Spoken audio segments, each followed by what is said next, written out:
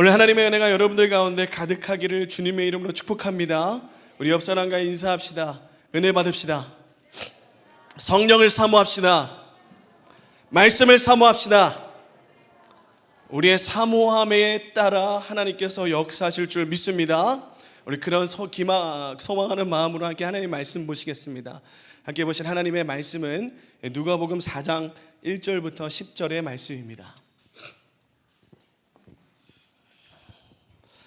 안내 말씀드립니다. 저희는 청년부 집회로 드리고 있습니다. 그래서 약간 그 예배 형식이 조금 다른데요. 저희 청년부 예배에는 자막을 띄워드리지 않습니다. 함께 보는 본문 외에는 자막을 띄워드리지 않으니 여러분들의 핸드폰 또는 성경책을 피셔서 말씀하시는 것을 찾아보시는 것을 추천드립니다. 함께 누가복음 4장 1절부터 10절 말씀 우리 같이 한 목소리로 읽어보도록 하겠습니다. 함께 읽습니다. 시작. 예수께서 성령의 충만함을 입어 요단강에서 돌아오사 광야에서 40일 동안 성령에게 이끌리시며 마귀에게 시험을 받으시더라. 이 모든 날에 아무것도 잡수시지 아니하시니 날수가 다함에 줄이신지라. 마귀가 이르되 네가 만일 하나님의 아들이어든 이 돌들에게 명하여 떡이 되게 하라. 예수께서 대답하시되 기록된 바 사람이 떡으로만 살 것이 아니라 하였느니라. 마귀가 또 예수를 이끌고 올라가서 순식간에 천하 만국을 보이며 이르되 이 모든 권위와 그 영광을 내가 내게 주리라. 이것은 내게 넘겨준 것이므로 내가 원하는 자에게 주노라. 그러므로 네가 만일 내게 절하면 다 네 것이 되리라. 예수께서 대답하여 이르시되 기록된 바 주 너의 하나님께 경배하고 다만 그를 섬기라 하였느니라.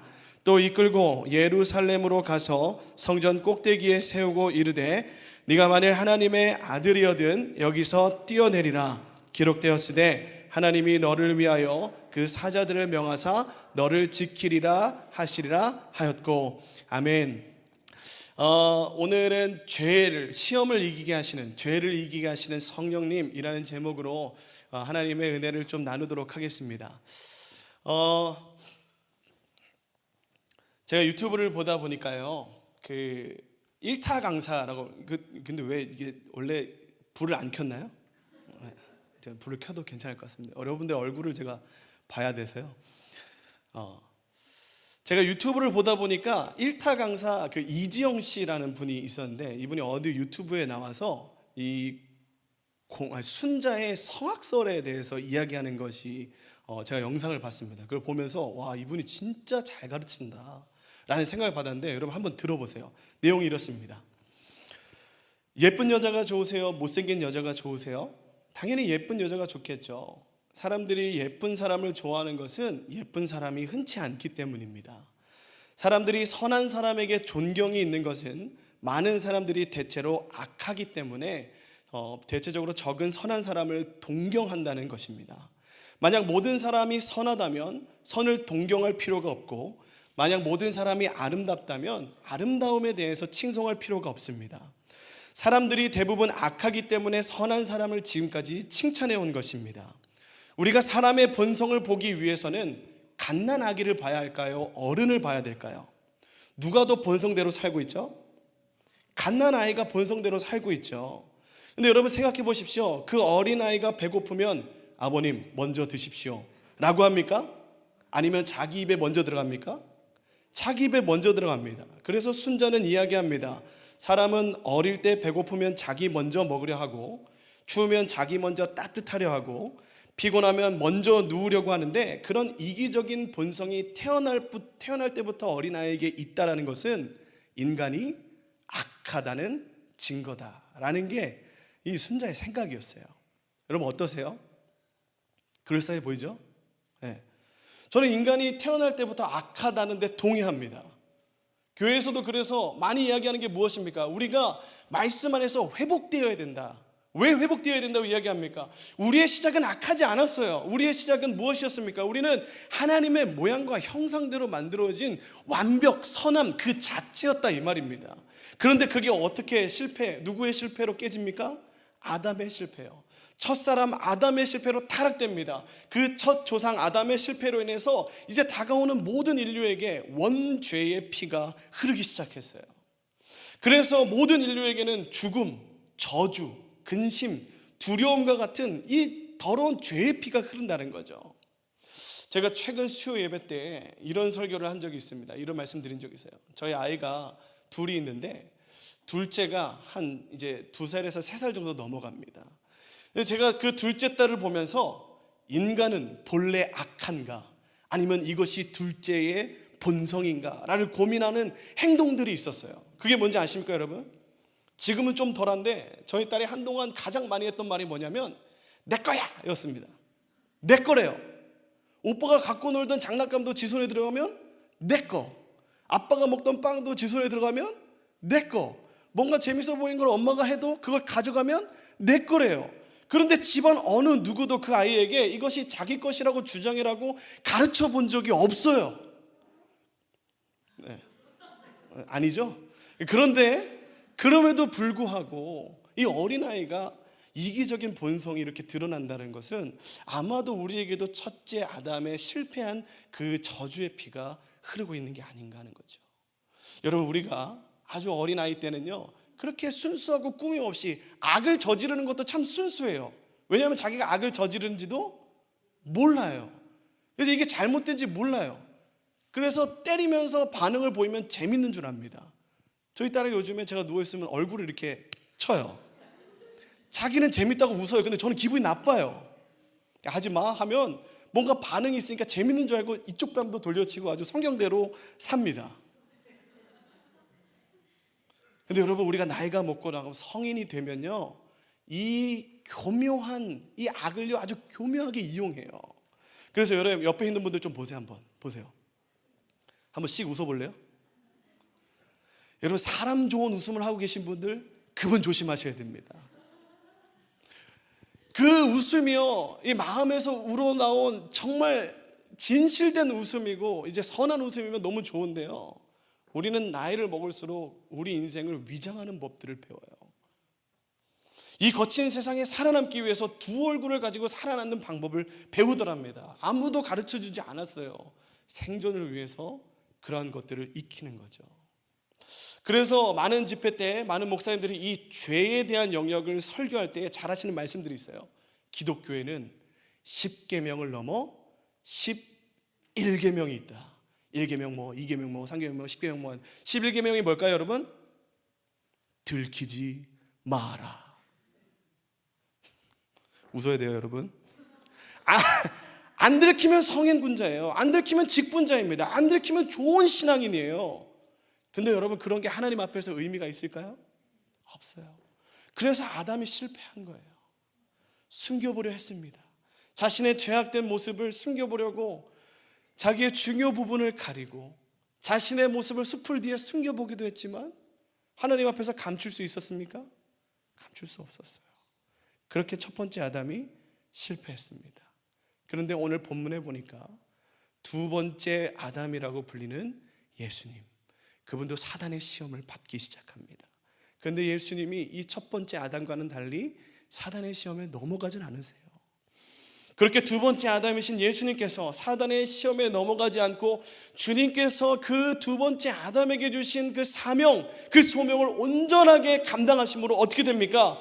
온 인류가 아담의 첫 번째 아담의 죄악으로 인해서 죄악의 피가 흐르던 모든 인류들이 그 둘째 아담 예수의 성공으로 인해서 구원되었다라는 게 바로 기독교의 복음이라는 거예요.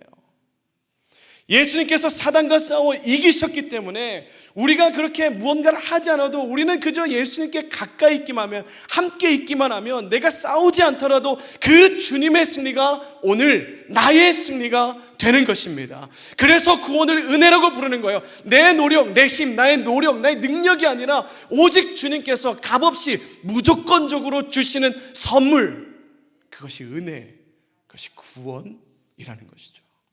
그래서 우리의 믿음의 근거는 예수 그리스도인 줄로 믿으시기 바랍니다. 내 안에 보이는, 내 눈으로 보이는 세상의 어떤 기적들, 놀라운 은사들, 기적처럼 뭔가 바뀌는 것들, 그것이 내 믿음의 근거가 아니라 나를 위해 둘째 아담으로 오셔서 십자가 지기까지 싸우신 예수 그리스도가 우리 믿음의 근거인 거예요. 따라해 볼까요? 예수 그리스도가 믿음의 근거다. 여러분, 그 말이 여러분들의 믿음의 근거가 되기를 주님의 이름으로 축복합니다. 더 자세히 말하면 우리의 믿음의 근거는 예수 그리스도의 십자가예요. 그분이 십자가의 죽음과 그 사망의 권세들을 승리하심으로 우리도 믿음으로 예수님과 더불어 승리하게 된 것이며, 그것을 넘어서 이제는 우리 안에 보내신 성령으로 인해서 이 땅을 살아가면서 수없이 찾아오는 사단의 공격과 유혹과 시험들에서 우리가 능히 이길 수가 있게 된 것입니다.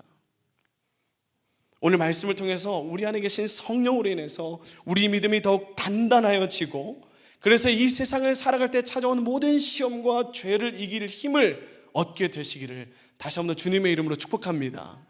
오늘 본문 말씀 봅시다. 1절과 2절 말씀, 여러분 성경책을 보십시오. 안 띄워드립니다. 성경 1절 2절 보니까 이렇게 기록되어 있습니다. 찾으신 분들만 함께 읽겠습니다. 시작. 예수께서 성령의 충만함을 입어 요단강에서 돌아오사 광야에서 40일 동안 성령에게 이끌리시며 마귀에게 시험을 받으시더라. 이 모든 날에 아무것도 잡수시지 아니하시니 날수가 다함에 줄이신지라.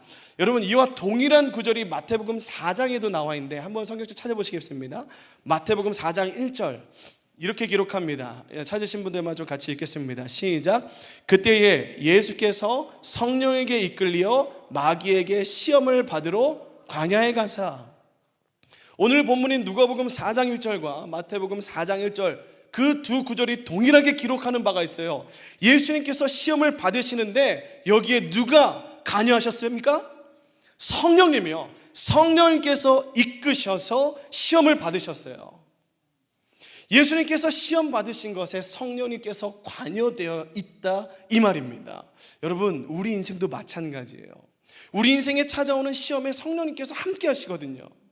그래서 우리가 고난의 순간에, 문제의 시간에 믿음의 시선을 오롯이 주님께 드린다면요, 어떤 시험도 이겨낼 수 있다라는 것이 예수님의 주장이었어요. 가르침이셨잖아요. 제가 이제 기타를 치면서 혼자 개인적으로 묵상하며 찬양할 때 가끔씩 부르는 찬양이 있습니다. 이게 그냥 고백되어지는 찬양이에요. 내가 이걸 불러야지가 아니고 그냥 이게 고백되어지는 찬양이었어요. 그게 뭐냐면 왜라는 찬양이에요. 여러분, 왜라는 찬양 아십니까? 왜 나만 겪는 고난이냐고 불평하지 마세요. 고난의 뒤편에 있는 주님이 주실 축복 미리 보면서 감사하세요.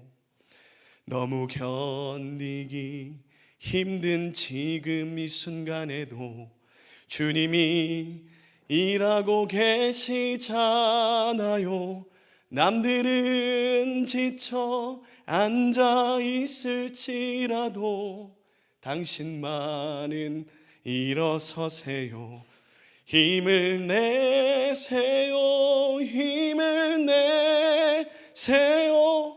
주님이 손잡고 계시잖아요. 주님이 나와 함께함을 믿는다면 어떤 역경도 이길 수 있잖아요. 할렐루야.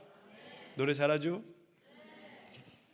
우리 인생에 시련이 찾아오고 문제와 고난이 있을 때 정신 똑바로 차리고 우리가 할 것은요, 그 문제를 어떻게 할까, 이 문제에 걱정하고 이 문제를 바라보는 게 아니에요. 그 문제의 현장에 함께 계신 누구를 바라보는 겁니까? 주님을 바라보는 거예요. 그게 신앙 훈련입니다, 여러분. 끊임없이 내 인생 가운데 계속 망각하고 착각하는 이 신앙의 극복의 방법, 내 모든 문제 가운데 주님을 바라보는 것, 그게 신앙 훈련의 처음이자 끝인 거예요. 왜? 그것밖에 우리가 할 게 없거든요.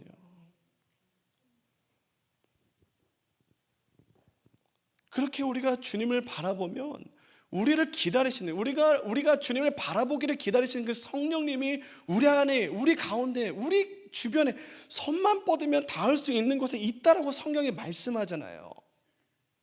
그래서 여러분, 예수님께서 광야로 성령님에 이끌려 사단의 시험을 기꺼이 받으러 가신 겁니다.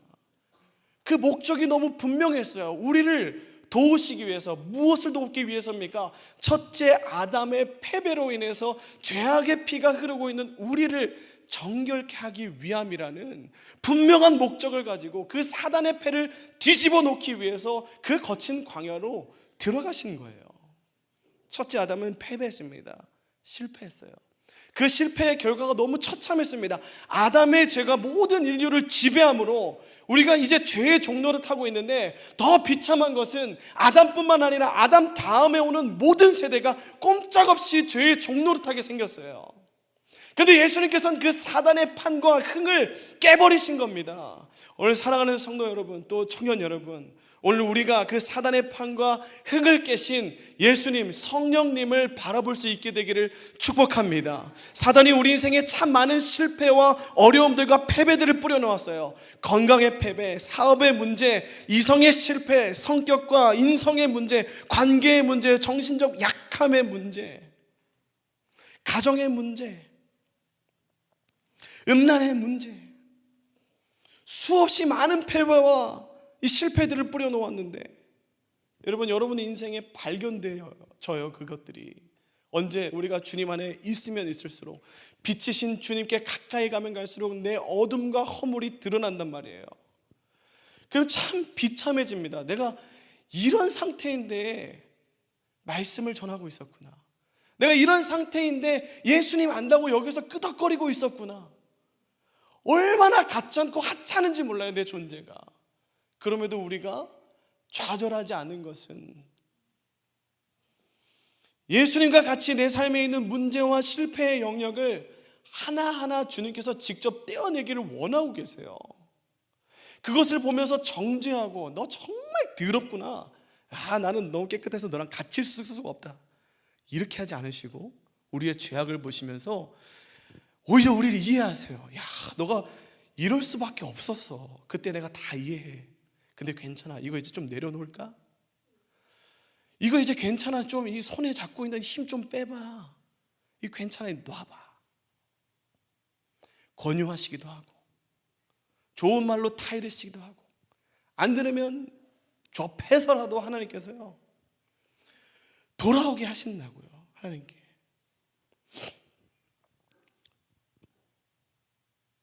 주님께서 그런 음성으로 오늘 우리를 여기로 부르신 줄로 믿습니다.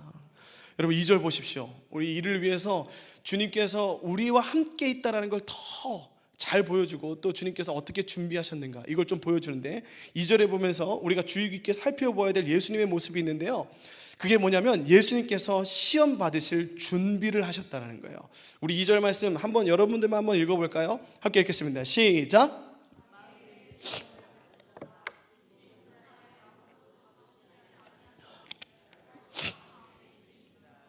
아멘. 보십시오. 어떤 사람들, 여러분, 예수님께서 준비를 하시는데 어떤 준비를 하시냐면요, 따라해 보겠습니다. 시험 받으실 준비. 시험 받으실 준비를 했어요. 어떤 준비를 하셨냐? 40일 동안 금식하면서 기도하셨습니다. 여러분, 금식하면 어떤 일이 생깁니까? 무슨 일이 생겨요? 네, 힘이 없어요. 배고프잖아. 뭐 어려운 거 물어보는 거 아니니까 그 질문에 대답하시면 됩니다. 그러니까 앞을 보고 대답하셔야지 옆을 보고 안 해도 돼. 배고프잖아요. 40일 동안. 여러분 금식 최장기간 해보신 지 얼마나 되세요? 제가 딱 2주 해봤거든요. 못할 짓이에요. 이제 사람의 모든 의욕도 꺾이고, 이게 의욕이 꺾이니까 어디까지 꺾여요? 내가 죽어야겠다는 마음도 꺾여요. 그냥 어떻게 그럼 대볼 대로 대봐라, 이런 마음이 돼요. 근데 주님이 40일 동안 기도를 했습니다. 어떤 사람들은 예수님은 하나님의 아들이시니까 능력이 많으시니까 금식해도 배 안 고프실 거야 하지만, 성경은 분명하게 기록합니다. 줄이신지라 배고프신지라. 여러분 누가복음은요, 누가가 기록한 성경이죠. 누가의 직업이 뭐였습니까? 의사였습니다. 그래서 누가는 의사로서 인간이신 예수님의 관점으로 이 복음서를 적었어요. 그래서 인간의 관점으로 우리와 비슷한 예수님을 보니까 어때요? 예수님도 우리와 같이 기쁠 때 즐거워하고, 슬플 때 우시고, 화가 날 때 분노하시고, 금식하면 배고프셨어요. 그런데 그 예수님과 우리의 차이가 무엇입니까? 예수님 우리와 똑같은 핸디캡을 입고 있는 인간이셨어요. 그럼에도 불구하고 예수님은 그런 핸디캡을 가지고 우리와 동일하게 죄에 넘어지지 않으셨어요. 이런 상태이신 예수님께 사단이 찾아온 겁니다. 마귀의 시험이 1차, 2차, 3차에 걸쳐서 진행됩니다. 여러분, 성경에서 3이 의미하는 바가 뭔지 아십니까? 완전을 의미합니다. 그 예수님께 사단이 3번 찾아왔다는 건 무엇을 의미할까요? 내가 얘 완전하게 쓰러질 때까지 계속 찾아오겠다는 거예요. 여러분의 인생에도 마찬가지일 겁니다. 여러분, 사단이 한 번 찾아오고 안 찾아오지 않습니다. 여러분들이 한 번 이겨내셨다고 해서 사단이 절대 포기하지 않아요. 여러분들이 넘어질 때까지, 온전히 넘어질 때까지, 그래서 다시 일어날 생각조차 못할 때까지 사단은 계속 찾아와요. 그래서 오늘 이 밤에 우리가 가져야 될 마음은 이것입니다. 여리고성을 정탐했던 여호수아와 갈렙이 그 여리고성 안 사람을 보면서 품었던 마음, 어떤 마음입니까? 저들은 우리의 밥이다. 할렐루야. 우리가 성령으로 말미암아 주를 믿는 믿음 안에 거하고 생명의 성령의 법이 우리의 삶을 주관하시기 시작할 때 우리에게도 마치 주님에 있었던 그 능력이 우리에게도 있게 되는 거예요. 사단이 우리 인생에 뿌려놓은 수많은 문제와 시험의 현장 속에서 우리는 그 주님을 믿는 믿음으로 이겨내는 겁니다.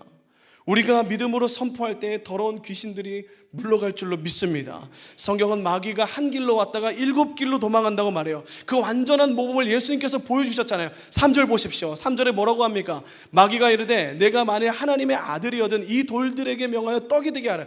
여러분, 누가 먼저 찾아온지 보세요. 마귀가 먼저 찾아와요. 예수님이 기도로서 하나님의 임재가 충만한 그때 마귀가 찾아온다고요. 여러분, 우리에게도 마찬가지로 믿음 생활을 잘하고 있으면 혹은 믿음 생활을 잘 하려고 할 때 여러분, 여지없이 마귀는 우리를 찾아올 겁니다. 혹시 이 중에 왜 내 삶에는 고난이 없지 하시는 분들 있잖아요. 나는 그렇게 별로 큰 문제가 없는 것 같은데 그럼 나는 주님 안에서 정말 건강한 믿음 생활 잘하고 있나 보다. 여러분, 착각하지 마십시오. 진짜 심각하게 고민해 보셔야 돼요. 왜? 아니, 그렇잖아요. 마귀 입장에서도 자기가 건들지 않아도 자기 자식인 것처럼 열심히 죄 짓고 사는데 뭐하러 찾아갑니까? 엄하게 찾아갔다가 얘가 정신 차리고 예수님 찾아가면 어떡해? 마귀는 그 애들 냅두는 거예요. 여러분 가운데 고난이 없으십니까? 문제가 없고 고민이 없으세요? 여러분, 잘 살고 있는 거 아닙니다. 고민해 보셔야 돼요. 내가 정말 예수 안에 살고 있다면 마귀는 끊임없이 우리를 고민하고 걱정하게 만들어요. 욥을 보십시오. 욥이 얼마나 하나님이 인정한 사람이었습니까? 그에게 찾아오는 거예요. 오늘 본문에도 성령이 충만한 상태이신 예수님을 이 마귀가 찾아옵니다. 그러나 우리 예수님 이미 그 마귀에 대적할 만한 모든 준비가 다 되어 계셨어요. 우리에게도 이 사간 마귀의 시험을 이기신 예수님과 같이 깨어서 기도하는 영성이 있게 되기를 주님의 이름으로 축복합니다. 마귀는 지금도 우는 사자와 같이 언제 우리를 찾아와서 속이고 우울하게 만들고 낙심하게 하고 격분하게 하고 비참하게 할지 몰라요.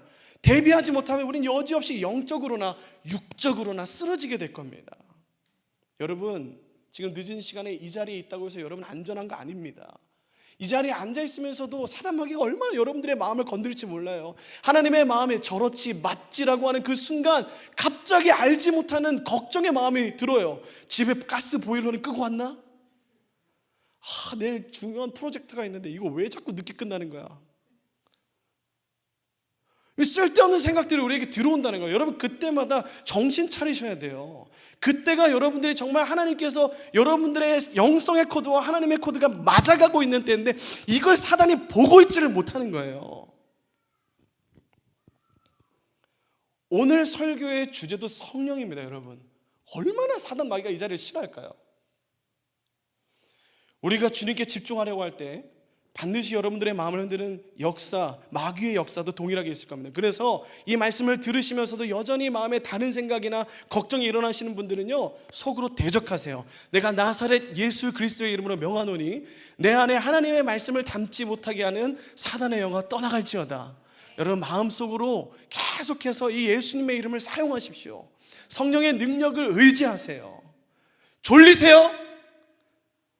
어떻게 졸려요 지금?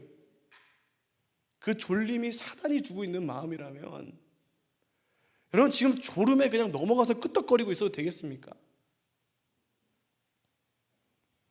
우리가 믿음으로 또 주님의 이름으로 선포할 때 귀신이 떠나가고 주의 영이 들어와 우리의 생각과 마음을 사로잡으심으로 우리가 이때 얻은 능력으로 하나님의 말씀에 더욱 집중할 수 있게 되는 겁니다. 여러분 마귀가 우리 삶에 이제 시험을 걸어올 때는요, 그 사람마다 맞춤형으로 걸어와요. 오늘도 마귀가 예수님께 시험을 걸어오는데 시험 유형이 무엇입니까? 먹고 사는 문제였어요. 너 배고프지? 너 지금 40일 동안 금식해서 아마 배고플 거야. 그러니까 여기 돌덩이로 떡덩이를 만들어봐 라고 이 시험지를 지금 건넨 겁니다. 예수님이 진짜 지금까지 금식하다 오셨거든요. 사단이 아주 맞춤형으로 지금 시험을 시작한 거예요. 그런데 여러분 우리가 여기에 속지 마셔야 됩니다. 사단이 진짜 지능적인 게요, 사단이 이렇게 표면적으로는 먹고 사는 문제를 이야기하는 것 같지만 사실은 사단이 더 깊은 의도를 가지고 시험한 거예요. 3절의 말씀을 다시 보십시오. 3절의 말씀에 어떤 말씀이 있냐면 네가 만일 뭐래요? 하나님의 아들이거든, 이란 말을 써요. 제가 서울말을 굉장히 잘 쓰죠. 근데 갱상도 사람이거든요. 이 갱상도 사람들이 가장 못 찾는 게 뭐냐면 소위 말하는 가오, 이 자존심이 상하는 일을 견디질 못해요. 일반적으로 경상도 사람들을 보면서 여러분들이 갖는 그 인식이 뭐죠? 아, 경상도 사람들 우정 하나는 진짜 인정이지 라고 하잖아요. 여러분 제가 경상도 사람으로서 여러분들에게 소신 발언하자면 경상도 사람들 우정 좋은 거 아닙니다. 그 우정 깨면 자기의 가오가 상할까 봐, 내가 아주 이렇게 좀 모자른 사람인 것처럼 보일까 봐 우정을 깨지 못하는 거지, 우정 때문에 우정을 지키는 존재들은 아니에요. 소신 발언입니다. 마귀가 지금 예수님께 자존심을 건드리는, 감정을 건드림으로 반응하게 만드는 거예요. 여러분 그러나 기억하십시오. 우리는 감정으로 사는 존재가 아니라 믿음으로 사는 존재인 줄 믿습니다. 사실 아담과 하와가 이 시험의 도입부부터 자빠진 거거든요. 뱀이 하와에게 가서 물어봅니다. 하나님이 정말 동산 안에 있는 모든 나무의 열매를 먹지 말라고 하셨어? 열받잖아요. 하나님이 뭔가 쪼잔한 사람같이 보여요. 사실 이 질문에 하와가 대답할 가치도 필요도 없었습니다. 그냥 무시하면 됐어요. 그런데 하와가 대답하면서 문제가 시작돼요. 하와가 실수하잖아요. 어떤 실수합니까? 하나님께서는 이 동산 중앙에 있는 이 동산에 있는 모든 나무의 실과를 먹어도 되는데 동산 중앙에 있는 나무의 열매를 먹지도 만지지도 말라고 하셨어. 너 그렇게 하면 죽을지도 모른다 라고 말씀하셨거든. 하와가 두 가지 실수를 했죠. 무슨 실수를 했습니까? 하나님은 먹지 말라고 했지 만지지 말라고 하지 않으셨어요. 그리고 하나님은 정령 죽으리라 말씀하셨지 죽을지도 몰라라고 애매하게 말씀하지 않으셨어요. 우리가 성령 안에서 올바른 믿음으로 산다면 이런 감정에 반응하지 않고 믿음에 반응할 거예요. 우리가 정말 성령 안에서 그분의 인도하심을 따른다면 죄의 영역을 대면할 때 뭔가 인정, 유두리, 융통성이라는 말로 조금은 해도 되지 않을까라고 반응하는 게 아니라 절대 안 돼라고 믿음으로 반응하셔야 된다는 거예요. 그런데 우리에게 찾아오는 사단의 시험이 그렇게 이게 사단의 시험이다라고 하면 우리가 그렇게 반응할 수 있죠. 안 돼라고 할 수 있지만 여러분 사단이 그렇게 멍청하지가 않아요. 지혜롭습니다. 어떻게 다가와요? 예수님께 시험을 거는 게 여러분 그냥 건 게 아니라 이 사단이 고단수 전략, 필살기라고 하죠. 하나님의 말씀으로 시험을 걸어요. 신명기 8장 3절 말씀 찾아볼까요? 구약성경 신명기 8장 3절에 보면요, 예수님을 시험하는 구절이 여기에 등장합니다. 뭐라고 등장하는지 봤더니요, 찾으신 분들만 저와 같이 읽을까요? 시작하겠습니다. 시작. 너를 낮추시며 너를 줄이게 하시며 또 너도 알지 못하며 내 조상들도 알지 못하던 만나를 내게 먹이신 것은 사람이 떡으로만 사는 것이 아니요 여호와의 입에서 나오는 모든 말씀으로 사는 줄을 내가 알게 하려 하시니라. 여러분 이 구절을 얼핏 보면 내가 하나님의 능력으로 이 돌덩이가 떡덩이가 되게 하는 게 괜찮은 능력같이 보여요. 왜? 이렇게 하면 하나님이 정말 내가 하나님의 아들임을 입증하는 것처럼 보이거든요. 근데 오늘 말씀은 그런 말씀이 아니잖아요. 신명기 8장 5절 말씀도 그렇게 돌덩이를 떡덩이 돼서 만들게 그런 만나를 먹으라는 게 아니었어요. 그런 만나를 주신 분이 누구다? 하나님이다라는 것을 알게 하는 말씀이지, 그 말씀이 너의 능력에 대해서 마치 나를 드러내고 내가 하나님의 아들임을 증명해내야 되는 그런 의미로 준 말씀이 아니란 말이에요. 이렇듯 우리가 성령 안에서 올바른 성경의 지식을 갖추지 못하면요, 주님께서 주시는 지혜로 하나님의 말씀을 올바로 이해하지 못하고 있다면 우리는 얼마든지 이렇게 사단의 시험에 넘어질 수밖에 없는 거예요. 이단의 전략이 바로 이것이잖아요. 성경을 아주 교묘하게 틀어서 그들의 주장이 합리적이게 들리게끔 해요. 더 놀라운 것은 정말 주님의 지혜와 지식의 말씀으로 알고 오면 얼토당토 안 하는 말씀인데 그들의 주장에 넘어가는 사람이 있다니까요, 여전히. 그러나 성령의 충만함으로 올바른 지혜의 말씀을 가지신 예수님이 올바른 이해로 말씀을, 그 시험을 이겨버려요. 사단이 인용한 그 신명기 말씀 그대로 인용해서 말씀하시잖아요. 사람이 떡으로만 살 것이 아니다. 그 뒤에 붙어있는 말씀 아닙니까? 저는 이렇게 말씀으로 대응하시는 하나님, 예수님을 보면서 예수님이 지금 사단에게 야, 너 말씀으로 나한테 까불지 마 라고 하는 것을 암묵적으로 보여주신다고 생각해요. 여러분, 우리가 시험을 이길 힘이 바로 여기서부터 시작됨을 꼭 기억하시기 바랍니다. 단순한 기도 아니에요. 말씀을 가진 기도예요. 그저 말씀을 무식하게 읽는 것도 안 됩니다, 여러분. 고린도전서 12장에 보니까 성령의 은사 중에 이런 것들이 있습니다. 지혜의 말씀의 은사와 지식의 말씀의 은사요. 왜 굳이 이 두 가지를 구분해서 우리에게 구하라고 했을까요? 지혜의 말씀과 지식의 말씀의 은사는 쉽게 말하면 말씀을 읽으면서 그 속에 담긴 하나님의 의도를 깨닫고 그 말씀을 통해서 하나님을 발견하는 은사를 구하라는 거예요. 예수님이 그렇게 마귀의 첫 번째 시험, 그것을 말씀으로 이겨냅니다. 분별하심으로. 이건 통과했다라는 표현보다 압승이죠. 사단이 아주 부들부들 떨면서 도망갔을 겁니다. 그런데 여러분, 사단이 패배를 인정하지만 끝나지 않았어요. 두 번째 시험이 이어집니다. 누가복음에는 이제 세 번째 시험이 두 번째에 가 있는데 우리 9절부터 11절의 말씀을 먼저 한번 볼까요? 마태복음의 순서가 사실은 실질적인 순서입니다. 마태복음의 순서에 따르면 9절부터 11절이 두 번째 시험인데 우리 같이 읽어보겠습니다. 시작. 또 이끌고 예루살렘으로 가서 성전 꼭대기에 세우고 이르되 네가 만일 하나님의 아들이거든 여기서 뛰어내리라. 기록되었으되 하나님이 너를 위하여 그 사자들을 명하사 너를 지키게 하시리라 하였고 또한 그들이 손으로 너를 받들어 내 발이 돌에 부딪히지 않게 하시리라 하였느니라. 아멘. 마귀가 여전히 신명기 말씀을 이용해서 계속해서 시험을 합니다. 네가 하나님의 아들이거든 이 높은 곳에서 한번 뛰어내려 봐라. 그러면 하나님이 천군 천사들을 보내서 너를 구해주지 않겠냐. 이에 질세라 예수님께서도 11절에 동일하게 하나님의 말씀으로 시험을 이기십니다.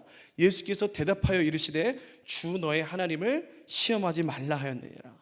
이 사단은 세 번의 시험 모두에, 마태복음을 보면 세 번 시험 모두에 네가 만일 하나님의 아들이거든 이라는 조건을 답니다. 이는 무슨 뜻입니까? 네가 하나님의 아들이면 이 정도는 해야 되는 거 아니냐? 이 정도는 보여줘야 되는 거 아니야? 라고 이야기하는 거예요. 이렇듯 마귀는 우리에게 시험을 걸어올 때 자꾸 나를 보게 해요. 나, 연약한 나, 내 속에 죄가 있는 나, 나의 어떠함을 자꾸 보면서 거기에 집중하게 하지만 예수님께서는 그런 사단의 전략에 넘어가질 않으세요. 사단의 속삭임이 있을 때마다 찾으신 것이 무엇입니까? 하나님의 말씀이요. 하나님의 말씀을 요한복음에 보니까 그 하나님의 말씀이 곧 하나님이시다라고 기록되어 있습니다. 예수님은 하나님과 동격이시기 때문에 아무래도 우리보다는 하나님을 찾는 것이 자연스럽고 당연스러웠을 거예요. 그런데 우리는요, 예수님은 우리와 똑같이 예수님과 같은 능력이 없는 우리에게 그냥 아무런 조건 없이 야, 나같이 하면 돼 라고 하면서 말씀하지 않으셨어요. 우리를 도우시는 보혜사, 누구를 보내시죠? 성령님을 우리에게 보내십니다. 그러면서 똑같이 우리가 성령님으로 인해서 예수님과 같은 능력을 발할 수 있게 하는 거예요. 여러분 삶 어떠세요? 여러분 문제와 시련과 고난과 뭔가 걱정과 이런 것들과 사투할 때 하나님의 말씀이 떠오르십니까? 그렇지 않다면 여러분 성령의 인도하심을 받지 못하고 계신 거예요. 물론 성경의 말씀을 알아야도 되겠지만 성경을 찾아야겠다라는 마음조차 들지 않는다면 우리는 아직 성령님과 아직 대면대면한 사이인 거예요. 성령님께서는 고난 가운데 있는 우리에게 기도할 바를 알게 하십니다. 우리가 바라봐야 할 것을 보게 하시는, 우리를 도우시는 분이잖아요. 예수님께서 성령의 도우심을 받고 계심을 오늘 본문에서 그 예수님도 이 성령님의 도우심을 받았다는 걸 여러 번 기록합니다. 눈으로 한번 따라와 보실래요? 누가복음 4장 1절에 보면 성령의 충만함을 입어 성령에 이끌리시어, 14절에 보면 예수께서 성령의 능력으로, 18절에 보니까 주의 성령이 내게 임하였으니, 이사야의 말씀을 인용한 말씀이지만 이렇게 말씀하면서 성령의 인도하심을 받고 있다는 것을 계속적으로 건넵니다. 우리가 사단이 건넨 세 번의 시험, 그 세 번의 시험의 진정한 의도를 알기 위해서는요, 예수님의 대답을 잘 살펴봐야 돼요. 예수님께서 사단의 시험에 너 하나님을 시험하지 마 라고 대답합니다. 그러니까 진짜 기적을 원하는 게 아니라 이것은 누구를 시험하고 있던 거예요? 사단이 하나님을 시험하고 있던 거예요. 그래서 이 두 번째 사단의 시험은 정신적인 영역의 시험이었습니다. 첫 번째 돌이 떡덩이 되게 하라는 건 육체적인 시험이었다면, 이 두 번째 시험은 정신적인 시험인 거예요. 내가 정신적으로 하나님을 의심하게 만드는 거죠. 걱정하고 고민하게 만드는 거예요. 여러분들 다 그렇지 않겠습니까? 성전 꼭대기에서 아래를 내려다보면 얼마나 무섭겠어요. 우리의 인생이 그렇잖아요. 우리의 인생이 정말 아무도 도와주지 않는 것 같은 성전 꼭대기에 있는 느낌이에요. 그때 사단은 우리에게 그 두려운 마음에 틈타서 질문한다는 거예요. 너 하나님의 아들이라며, 너 하나님의 자녀로서 새롭게 태어났다며, 그럼 이런 거 아무것도 아니어야 되는 거 아니야? 이 문제에 빠져버리기 시작하면 우리는 거기에 그냥 자빠지는 거예요. 그러나 이때도 우리는 말씀을 기억함으로 하나님을 바라보는 겁니다.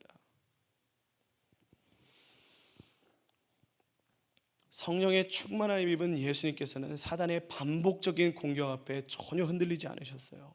사단이 계속해서 네가 하나님의 아들이거든 이라고 질문할 때마다 뭘로 받아칩니까? 기록되었으되, 말씀을 보신 거예요. 여러분, 우리가 예수님이 보여주신 이 기록되었으되의 영성이 있기를 원합니다. 우리는 어린 아이 때부터 부모의 도움을 받고 자랐죠. 습관이 무섭다고 여러분 깜짝 놀라는 있으면 누구부터 찾습니까? 엄마 합니다. 엄마를 찾는 거예요. 그래서 제가 교회에서 어느 정도 오래 생활하고 나니까 나이 지긋한 권사님, 기도 많이 하시고 아주 주님만 바라보시면서 매일 말씀 보는 분들은 누굴 찾는지 아십니까? 문제의 순간에 주여.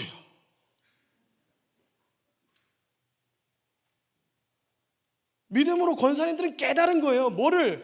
이 문제의 순간에 주님을 찾는 게 정답이라는 걸 깨달으신 거죠.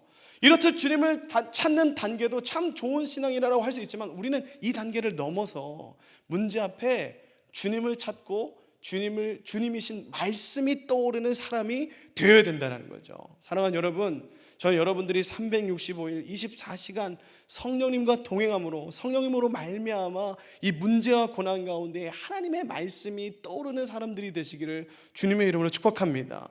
그렇게 예수님께서 사단의 두 번째 시험도 무난하게 통과하셨어요. 그래서 사단은 여전히 포기하지 않았습니다. 세 번째 시험을 위해서 예수님을 성전 꼭대기보다 더 높은 곳으로 이동합니다.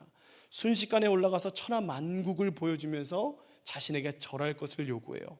5절에서 7절 말씀인데 한번 같이 볼까요? 5절에서 7절 함께 읽어보겠습니다. 시작. 마귀가 또 예수를 이끌고 올라가서 순식간에 천하만국을 보이며 이르되 이 모든 권위와 그 영광을 내가 내게 주리라. 이것은 내게 넘겨준 것이므로 내가 원하는 자에게 주노라. 그러므로 내가 만일 내게 절하면 다 내 것이 되리라. 사단의 말대로 이 세상의 권세 잡은 자로서 사단이 존재했습니다. 그래서 사단은 거짓말을 하지 않았어요. 앞선 첫 번째, 두 번째 시험이 육적, 정신적 시험이었다면요, 이 세 번째 시험은 영적인 시험이라고 할 수 있습니다. 동일하게 예수님이 대답을 통해서, 예수님이 보이신 대답을 통해서 사단이 영적 시험을 통해서 무엇을 시험하고 있는지 좀 보시기 바랍니다. 8절 말씀 같이 읽어볼까요? 8절입니다. 시작. 예수께서 대답하여 이르시되 기록된 바 주 너희 하나님께 경배하고 다만 그를 섬기라 하였느니라. 앞서 말씀드린 것과 같이 믿음이 좋은 사람에게는 시험도 찾아옵니다. 믿음이 없고 세상 사람처럼 사는 사람들에게는 마귀의 시험 오지 않아요. 그럼 우리가 생각해 봐야 될 건 뭐냐면, 그러면 믿는 사람들 중에서도 어떤 사람에게 마귀의 시험이 자주 찾아갈까? 그건 바로 여러분들과 같은 예배자들에게 많이 찾아와요. 늦은 시간에 내 피로함과 수고로움보다는 하나님의 말씀을 듣고자 모인 여러분들이요, 그들에겐 유난히 육적, 영적 사고가 많습니다. 여기에 제가 보니까 통큰 통독을 수료하신 분들이 많은데 저희 교회에 이제 통독 프로그램이 있어요. 성경 통독 프로그램이 있는데 통큰 통독 같이 진짜 말씀을 힘써 배우기 자처하시는 분들에게는요, 여러분 반드시 그 기간 중에 간증들이 생겨요. 이 간증이 생긴다는 것은 숱한 마귀의 방해 공작 속에서 그들이 하나님의 말씀으로 이겨낸 스토리가 그 인생에 쌓인 거죠. 실제로 통큰 통독의 훈련 과정을 보면요, 그들이 말씀을 읽어야 됩니다. 그리고 묵상해야 되고 그것을 나눠야 돼요. 그리고 그 말씀대로 살아갈 수 있는 생활 숙제라는 걸 줘요. 이걸 통해서 무엇을 원하는가? 그들이 삶 가운데 말씀을 찾는 삶의 예배자가 되어가게 하는데 그것을요, 사단이 눈뜨고 볼 수가 없는 거예요. 그래서 그 예배자들이 감당할 수 없을 정도로 자꾸 문제와 고난과 시련과 걱정들을 주는 거죠. 그러나 그런 사단이 감당 못할 능력이 말씀 안에 있다는 것을 우리는 또 배우는 겁니다. 그게 간증인 거예요. 오늘 이 예배도 마찬가지입니다. 여러분, 오늘과 내일 또 주일까지 우리의 예배는 계속될 거예요. 예배가 계속된다는 것은요, 동시에 마귀의 방해도 계속되고 있음을 뜻합니다. 예배는 영적으로 예민하고 민감한 시간이에요. 그래서 마귀는 예배를 드리지 말라라고 유혹하지 않아요. 어떻게 하냐면 너 올바른 예배를 드리지 마라고 이야기해요. 제가 그래서 말씀드린 겁니다. 여기 앉아 계신다고 여러분 안심하지 마세요. 여러분들이 이 자리에 있다는 것만으로 하나님께서 여러분들의 예배를 다 받지 않으십니다. 하나님이 받으시는 예배와 받지 않으시는 예배가 있다고 말씀드렸죠. 가인과 아벨의 예배입니다. 진짜 여러분들의 마음 가운데 진정으로 주님을 예배하는 마음이 있는지, 주님은 중심을 보시는 분이기 때문에 도저히 그분 앞에서 우리는 속일 수가 없어요. 적당한 예배, 대충 드리는 예배로 하나님의 영광을 아주 하찮은 것으로 만들어 버리는 게 사단의 전략이었어요. 오늘 우리 예배 가운데 예배 드리는 것에 정성이 없고 딴짓하고 딴생각하고 딴소리하고 다른 사람도 예배 못 드리게 하는 거, 그게 사단의 전략대로 엉터리 예배를 드리게 하는 겁니다. 그리고 그것은 하나님이 아닌 마귀를 예배하는 행위들이죠. 마귀는 우리를 향해 그럴싸한, 그럴 수 있지, 납득될 만한 이유로 하나님께 집중하지 못하게 해요. 오늘부터 우리가 그러한 영역을 예수님과 같이 이겨내는 겁니다. 예배에 대한 기록, 그 성경의 구절들을 좀 보시기 바랍니다. 오늘 본문 8절에는 주 너의 하나님께 경배하고 다만 그를 섬기라 하였느니라. 마태복음 2장에는 너는 마음을 다하고 목숨을 다하고 뜻을 다하고 정성을 다해서 주 너의 하나님을 사랑하라고 하세요. 요한복음 4장에는 하나님께 예배드리는 자는 영과 진리로 예배를 드린다고 말씀합니다. 빌립보서 3장에는 우리는 하나님의 영으로 예배하고 그리스도 예수 안에서 영광을 돌리며 육신을 신뢰하지 않는 할례받은 자들이라고 기록합니다. 사랑하는 여러분, 오늘 사단이 예수님을 상대로 시험한 이 세 가지의 영역은 이 시대를 살아가는 저와 여러분들에게도 얼마든지 있을 수 있는 시험들이에요. 여러분 지금 어디에 계십니까? 여러분 육적인 시험에 계세요? 정신적인 시험 가운데 있습니까? 영적인 시험 가운데 있습니까? 어느 곳에 있든지 우리 안에 주를 믿는 믿음이 더할수록, 또 그래서 신앙이 깊어질수록 이 사단의 방해와 시험은 날카롭고 예리하게 우리를 향해서 찾아올 거예요. 그럴 때 우리가 예수님과 같이 이 말씀으로 그 모든 시험을 이겨낼 수 있게 되기를 주님의 이름으로 축복합니다. 마지막으로 누가복음 4장 1절 말씀, 오늘 본문 1절 말씀을 이제 큰 목소리로 같이 한번 읽어볼까요? 한번 읽어보겠습니다. 1절 시작. 예수께서 성령의 충만함을 입어 요단강에서 돌아오사 광야에서 40일 동안 성령에게 이끌리시며, 아멘. 보십시오. 우리가 예수님과 같이 말씀으로 이기기 위해서는 반드시 성령의 도우심이 필요해요. 성경은 그래서 예수님께서도 성령의 무엇을 받았답니까? 충만함을 입어 승리할 수 있었음을 기록한 겁니다. 1절부터. 사랑하는 성도 여러분, 또 청년 여러분, 오늘 이 밤 성령의 충만함을 받으시기를 바랍니다. 그 성령님께서는 우리 삶에 찾아오는 모든 시험을 이기게 하세요. 근데 우리가 또 이것을 말했다고 해서 시험을 이기는 것에 포커스를 두면 안 됩니다. 우리는 시험을 이기게 하시는 하나님을 보는 겁니다.